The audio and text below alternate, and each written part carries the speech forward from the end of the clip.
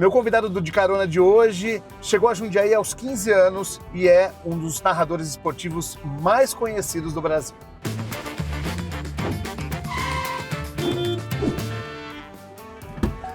Vamos na frente juntos.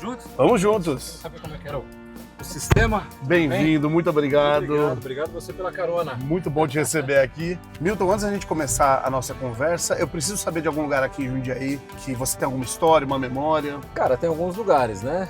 Por exemplo, o Bolão, né? O ginásio de esportes. Logo que me mudei para Jundiaí, o primeiro lugar que eu procurei para ter amigos e para me sociabilizar foi lá, porque eu jogava voleibol, né? Eu tinha 15 anos quando eu mudei para Jundiaí. Então, o primeiro lugar que eu fui, que eu encontrei pessoas e tal, foi o ginásio de esportes lá, o Colina de Luca. Vamos até lá então? Vamos e lá lá. você conta mais um pouco, a gente Vamos lembra lá, mais um pouco dessas histórias. Claro. Vamos voltar no tempo. Você acabou de me falar que você veio com 15 anos Isso. para Jundiaí. Você nasceu em São Paulo. Eu nasci em São Paulo por causa dos negócios do meu pai, né? Meu pai se associou a uma empresa na época.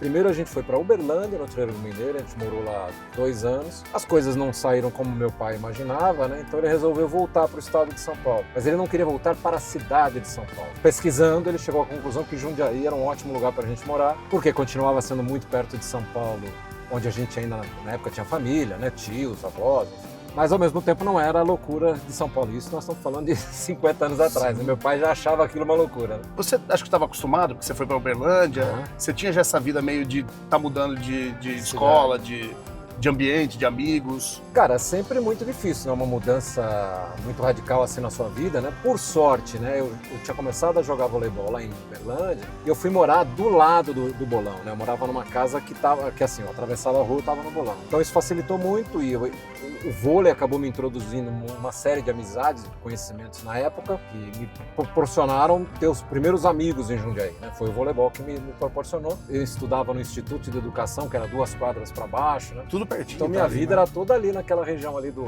Engabão. A sua ideia no começo, quando você era criança, adolescente, era ser atleta? Cara, eu sempre fui louco por esportes, né? Quando menino eu jogava bola na rua, eu na escola, ainda em São Paulo, com 10, 12 anos, eu fui fazer natação porque eu queria participar do campeonato colegial pela escola, né? Quando eu vou para Uberlândia, um professor de educação física da escola me indica para o time de vôlei da cidade. Aí eu fui lá e iniciei treinamento de vôlei, que eu continuei aqui em Jundiaí, joguei na seleção de Jundiaí, disputei jogos regionais, disputei jogos abertos. Então, na verdade, assim, eu sempre tive uma ligação com o esporte muito grande, né? Eu sempre pratiquei muito esporte. Como é que era ter 15 anos em Jundiaí naquela época? Cara, era uma cidade muito mais tranquila do que é hoje. Hoje, Jundiaí, para quem morou em São Paulo como eu, ainda é uma cidade muito tranquila, né? Embora Jundiaí já fosse uma cidade grande, era uma cidade de muita indústria, né? O parque industrial que sempre foi muito forte e tal. Eu me lembro que os nossos grupos de amigos da escola, do voleibol, a gente sempre se reunia no final de semana, de sexta-feira, sair para passear, para ir numa lanchonete, num boteco, enfim. Senhor de Pauliceia, Mirindog. Exatamente, Mirindog era o must da época, né? Uma das grandes mudanças que eu senti ao voltar para Jundiaí, já faz pouco mais de 2 anos que eu voltei a morar aqui em Jundiaí, é o fato de que a cidade cresceu muito nesse aspecto, né? De restaurante, de bar, de boteco, enfim, de coisas para você fazer, né? E aí você vai para a faculdade, escolheu o jornalismo como sua Na profissão. Márcio, na verdade eu queria ser escritor. Meu sonho de garoto era ser escritor. É mesmo? Ficcionista, eu queria ser ficção. Né? Muito cedo eu percebi que eu não tinha talento para isso, né? Mas eu escrevia bem, eu sempre tive um bom texto. Né? E eu queria trabalhar escrevendo.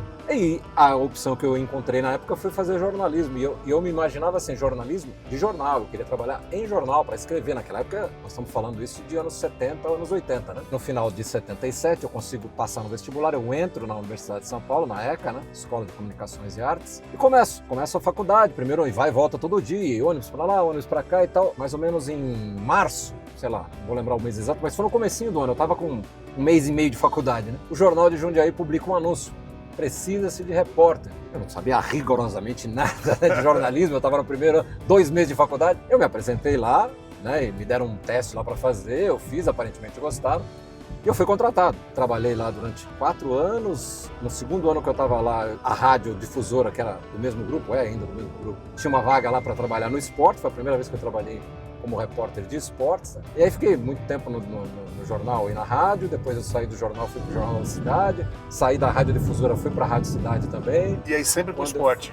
Não, na verdade eu tive essa experiência como repórter na difusora, cheguei a narrar um pouquinho futebol amador aqui de Jundiaí também na difusora, Mas no Jornal da Cidade, por exemplo, embora eu fizesse a parte de esportes, eu era chefe de reportagem, né? Tá. Então eu pautava todo mundo em todas as áreas, não sei o que e tal. E aí, quando eu vou para São Paulo, aí eu me afasto mais ainda do esporte, né? Porque aí eu vou trabalhar no Estadão na área de economia, eu vou para a Rádio Jovem Pan fazer programa de variedades, enfim, eu fiquei um bom tempo para voltar para o esporte. E aí, como é que você se fixa no esporte e decide falar assim, não, é o que eu quero realmente? Olha, Márcio, o que aconteceu foi assim, eu era apresentador de um programa de variedades na Rádio Jovem Pan. E a Rádio Jovem Pan, naquela época, o grupo, né, estava iniciando o processo da TV Jovem Pan. Isso em 1990, mais ou menos, começo dos anos 90. Para fazer as experiências dela, de equipamento, de estúdio, de programação e tal, ela começa a usar o pessoal da rádio. E foi assim que eu fui. Quando eles começam a transmitir os primeiros eventos de esportes na TV Jovem Pan, eu era para ser o apresentador de estúdio, né? Aquilo que o Fernando Vanucci cansou de fazer na Globo, né? Fazia um pré-jogo, fazia um intervalo e tal. E foi assim que eu comecei, apresentando o pré-jogo, ficava ali e tal. Quando o jogo começava, entrava o narrador lá, que na época era o Milton Neves, era o Flávio Prado. Só que um domingo qualquer, o cara que estava escalado, que eu não vou lembrar se era o Milton Neves ou se era o Flávio Prado, teve um problema de garganta, ficou sem voz, não podia trabalhar e tal. O diretor me liga e fala assim, olha, não tem mais ninguém a quem eu possa recorrer. Então você vai ter que ir pro estádio e vai ter que narrar o jogo de lá. E lá fui eu, né? A minha experiência de narração era aqui da Rádio Difusora, fazendo futebol amador aqui. Mas fui fazer o jogo, fiz, né? E aparentemente não fui tão mal, porque quando eu chego na rádio no dia seguinte, na segunda-feira, para apresentar um programa de variedades, show da manhã que eu fazia lá, o seu Tuta, né, que era o dono da rádio e o dono da televisão, me chamou no corredor e falou assim, olha, a partir de hoje você não é mais apresentador da TV Jovem Pan, a partir de hoje você faz parte do time de narração da TV Jovem Pan. E foi ele que me inventou narrador esportivo, vamos dizer assim, na televisão, né? Aí tem uma briga, né, na TV, a sociedade se desfaz, e eu tinha saído da Jovem Pan TV e estava só na rádio, e fui indicado para o José Trajano, que era o diretor de programação da ESPN, porque o Juca Kfouri, outro querido amigo, me viu narrando na TV Jovem Pan alguma coisa, e falou, pô, Trajano, porque eles faziam cartão verde junto com a TV Cultura. Pô, você já viu esse cara, o Milton, tá narrando lá na TV, não sei o que e tal. Trajano me chamou para fazer um teste. Eu fiquei lá durante o mês de janeiro de 1995, cobrindo férias. Ao final desse período, ele virou para mim e falou, olha, a gente gostou de você vai ficar com a gente está crescendo, a gente está comprando eventos e tal. Acabei ficando 10 anos na ESPN Brasil. E quando surge essa chance de ir para a ESPN Brasil, que eu ainda estava na Rádio Jovem Pan, eu percebi que o meu caminho era aquele. Eu falei, eu acho que eu vou conseguir crescer nesse mercado de jornalismo se eu for para televisão, se eu me fixar como narrador, né? E foi a partir daí que eu resolvi investir nessa carreira, não só do ponto de vista de ter um emprego e um lugar bacana para trabalhar, mas de melhorar o meu desempenho, de virar um narrador de excelência, de ser bom, enfim. Em 97, a ESPN decidiu que faria a Copa do Mundo do ano seguinte.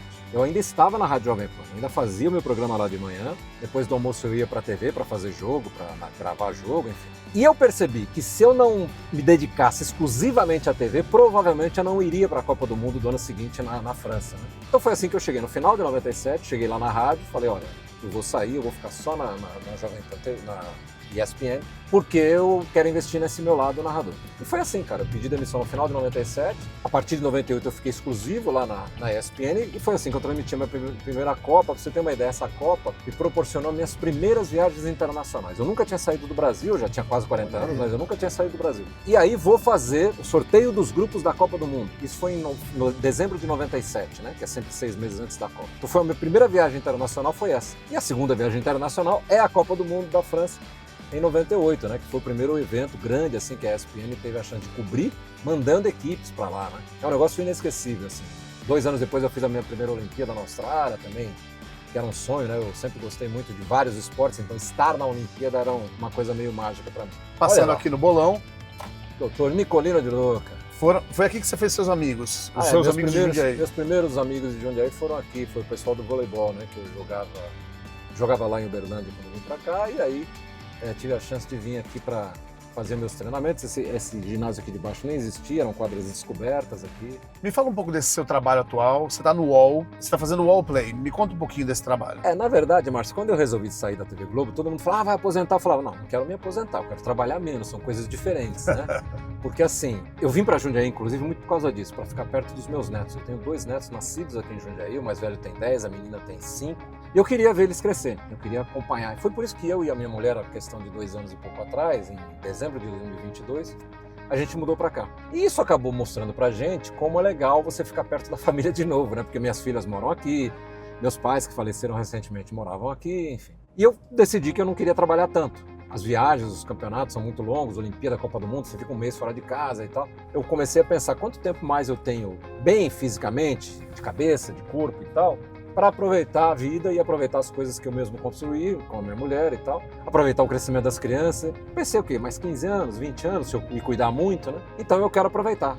Então por isso que resolvi trabalhar menos e aproveitar um pouco mais a vida. Mas não parar de trabalhar definitivamente, porque eu ainda acho que eu sou um cara produtivo, ainda acho que faço um bom rendimento na minha profissão. Então, quando surge o UOL, ele surge assim, é um trabalho de 2 meses. Então eu aceitei muito por causa disso. Quer dizer, é uma forma de eu me manter no mercado, de eu ganhar um dinheirinho e ao mesmo tempo aproveitar que eu posso trabalhar esses 2 meses, depois ficar mais um tempo sem trabalhar e volto mais pra frente, enfim. Hoje o mercado, Márcio, permite isso, né? Antigamente não dava pra você fazer isso.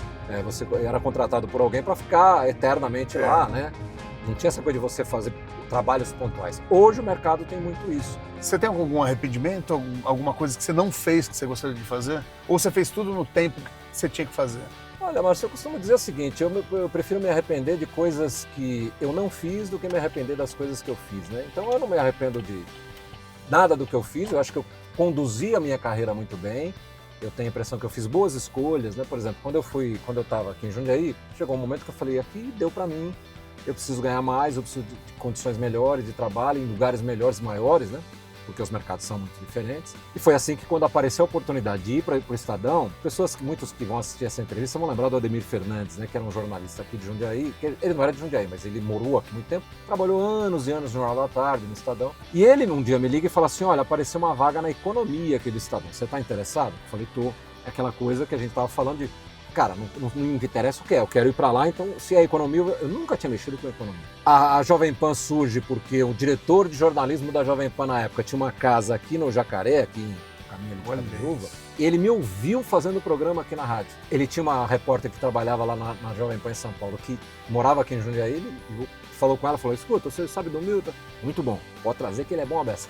Eles me convidaram, eu fui trabalhar na Jovem Pan. E assim, as escolhas eu fui fazendo um pouco assim na minha carreira, né? Quando eu saí, por exemplo, da ESPN, eu tinha 10 anos de ESPN, eu era a estrela da ESPN, porque assim, programa novo, é o Milton quem faz. Final de campeonato, é o Milton que faz. Isso é o Milton que faz. Mas eu tinha conhecido um diretor da Globo que falou, pô, você ia fazer um bom sucesso lá na TV aberta. Eu resolvi investir nisso, pedi demissão da ESPN, liguei para esse cara e falei, olha, eu tô livre no mercado, se você tiver interesse é agora. Ele me contratou, meu plano de TV Globo não saiu muito como eu queria, eu imaginei que eu teria mais espaço na TV aberta, mas transmiti na TV aberta, fiz coisas legais na TV aberta, mas não me fixei lá, né? Fiquei muito no Sport TV.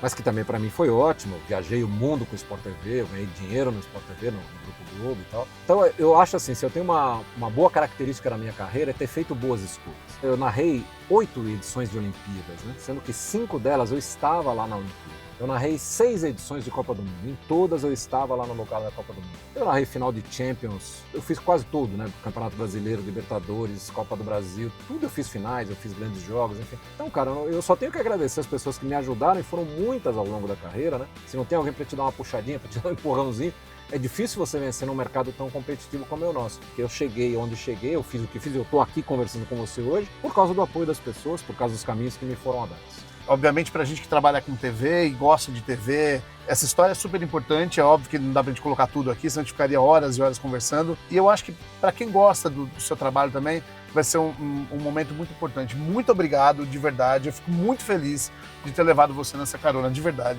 Cara, Marcelo, eu te agradeço muito. Enfim, eu não preciso dizer do carinho. Eu não sou nascido aqui em Jundiaí, né? Como eu contei aqui, eu cheguei aqui com 15 anos, mas eu tenho muita gratidão pela cidade. Eu gosto muito da cidade, tanto que voltei para cá assim que eu tive a chance, porque me casei aqui pela primeira vez, minhas filhas nasceram aqui, meus pais vieram para cá quando eu tinha 15 anos, né? A gente morou 50 anos aqui nesse período. E sempre que eu tenho a chance, né, de estar com o pessoal da cidade, seja os veículos, seja os jornalistas, os amigos que eu fiz aqui nesse tempo todo, eu me disponibilizo, porque para mim é um prazer falar da minha carreira aqui, que começou aqui, que as primeiras dificuldades foram aqui, as primeiras glórias também foram aqui, então eu não tenho a menor dúvida de que devo muito a todo mundo, né, que me ajudou, e a cidade, enfim. Eu te agradeço muito pela carona, porque minha filha, que é a Thalita, né, que me recomendou, falou, o Márcio é gente boa demais, pode ir com ele, não tem problema.